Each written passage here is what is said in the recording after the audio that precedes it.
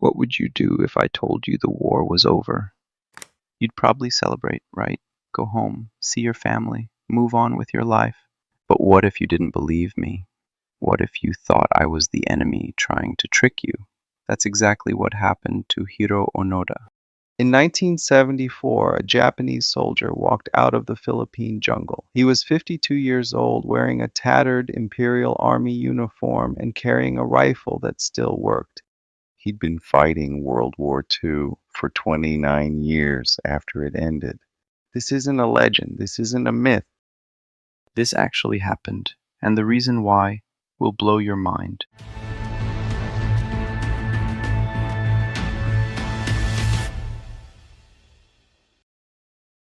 Let's go back to December 1944. Hiroo Onoda was 22 years old. Smart kid, came from a good family, had worked in a trading company before the war. But now Japan was losing badly. The Allies were closing in, and the Japanese military knew it. So they created a special unit, intelligence officers trained in guerrilla warfare. Their job, stay behind enemy lines, sabotage, gather intelligence, never surrender. Onoda was selected. His commanding officer, Major Yoshimi Taniguchi, gave him a direct order, and I'm paraphrasing here, but basically, you are forbidden to die by your own hand. It may take 3 years, it may take 5, but whatever happens will come back for you. Until then, stay alive and keep fighting. Remember those words, because Onoda took them literally. December 26, 1944, he was sent to Lubang Island in the Philippines. His mission, disrupt enemy operations, destroy the airstrip, sabotage the port. He arrived with 3 other soldiers. Their names were Yuichi Akatsu, Corporal Shoichi Shimada, and Private Kinshichi Kozuka. 4 men, 1 island, and a war that was about to end without them knowing it.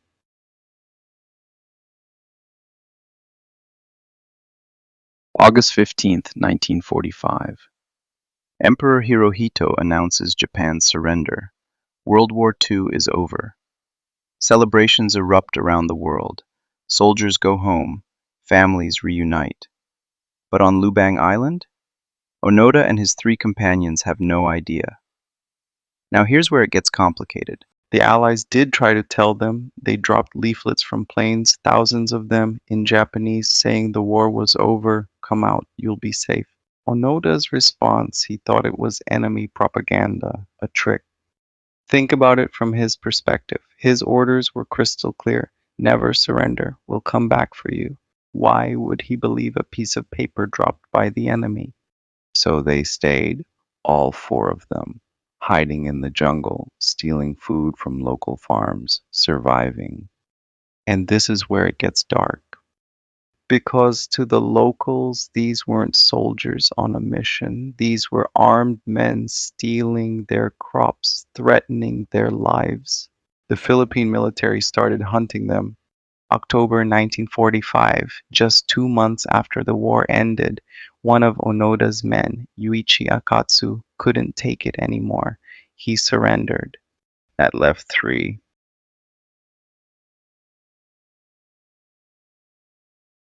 Years pass. Onoda, Shimada, and Kozuka are still out there, still following orders, still believing the war is ongoing. More leaflets get dropped, letters from family members, photos, newspapers showing modern Japan. They ignore all of it. They think it's psychological warfare. Their logic, if Japan really lost, why would the emperor allow such deception? It must be fake. In 1952, 7 years after the war, the Japanese government drops letters signed by family members and former officers. Onoda reads his family's letter. He recognizes the handwriting, but he notices the letters are written on newer paper, with different ink. So he concludes, "They captured my family, forced them to write this. It's a trick." You have to understand the psychology here. Onoda wasn't stupid. He was indoctrinated. His entire identity was built on loyalty, honor, and duty. Admitting the war was over, that would mean admitting he'd been wrong, that he'd been stealing from innocent people, that his comrades had died for nothing. so he doubled down. In 1954, Corporal Shimada is killed in a shootout with Philippine police. He was searching for food. Now there's two, Onoda and Kozuka. They survived together for 18 more years. Imagine that, nearly 2 decades, living in caves, eating coconuts, bananas, stolen rice, avoiding patrols, making uniforms from stolen fabric, maintaining their rifles with scavenged materials. They had a routine, a purpose. They were soldiers, still at war. Then, 1972, Kozuka is shot and killed by Philippine police. Now Onoda is alone. This is where the story gets weirdly wholesome. I present to you Norio Suzuki. Suzuki was a 24-year-old Japanese college dropout adventurer, described by friends as eccentric. He told people he wanted to find three things before he died: a panda, the abominable snowman, and Lieutenant Hiroo Onoda. In that order, apparently. February 1974, Suzuki travels to the Philippines, just backpacking, and he starts asking locals about Onoda. Most people think he's crazy, but Suzuki is persistent. He camps in the jungle, alone, calling out in Japanese. And one night, it works. Onoda appears, rifle pointed, ready to shoot. But Suzuki doesn't run. He sits down, starts talking, in Japanese. For the first time in 29 years, Onoda is talking to someone from home, someone who isn't trying to kill him or trick him. Suzuki tells him, "The war is over, Japan lost. But you're not in trouble. You're a hero. Come home." Onoda doesn't believe him. But here's the key. Onoda says he'll surrender, under one condition. His commanding officer has to order him to stand down. Remember Major Taniguchi, the guy who gave him the original orders in 1944? He needs his permission.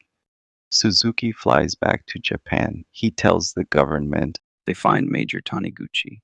He's not in the military anymore. He's selling books, living a quiet life. But when they explain the situation, he agrees to go.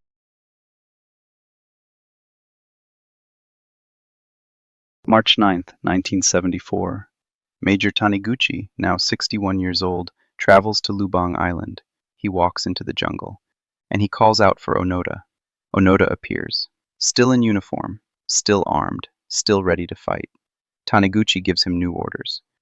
"Lieutenant Onoda, you are hereby relieved of all combat duties. The war ended in 1945. His Majesty the Emperor of Japan ordered all military personnel to cease hostilities. You have fulfilled your duty with honor. You may now return home."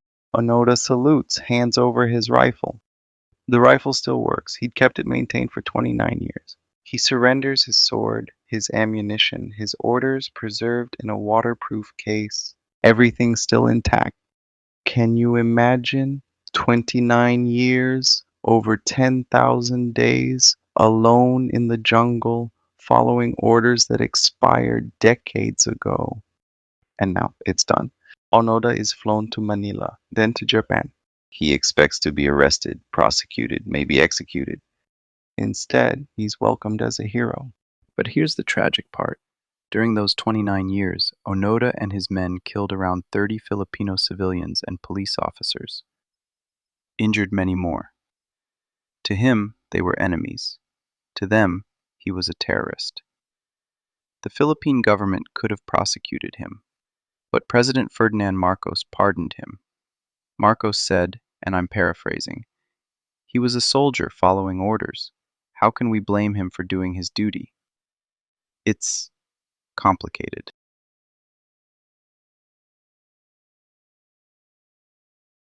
Onoda returned to a Japan he didn't recognize.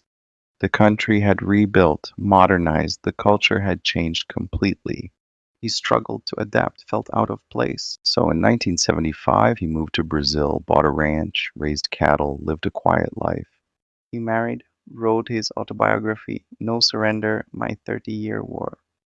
In 1984, he returned to Lubang Island, met with families of people he'd killed, donated $10,000 to a local school.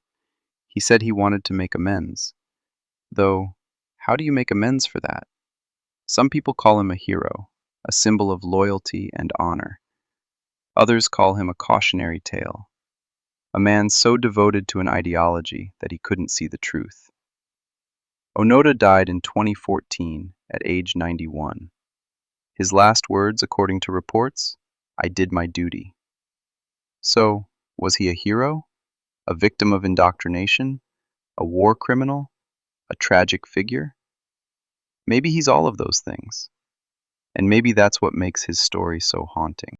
Hiroo Onoda's story forces us to ask uncomfortable questions.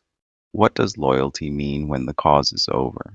When does duty become delusion? And how do we judge someone who genuinely believed they were doing the right thing? There's no easy answer. But one thing's certain, this is one of the most bizarre, tragic, and uniquely human stories to come out of World War II. If you want more stories like this, true war stories that sound too crazy to be real, hit that subscribe button. And let me know in the comments, do you think Onoda was a hero or something else?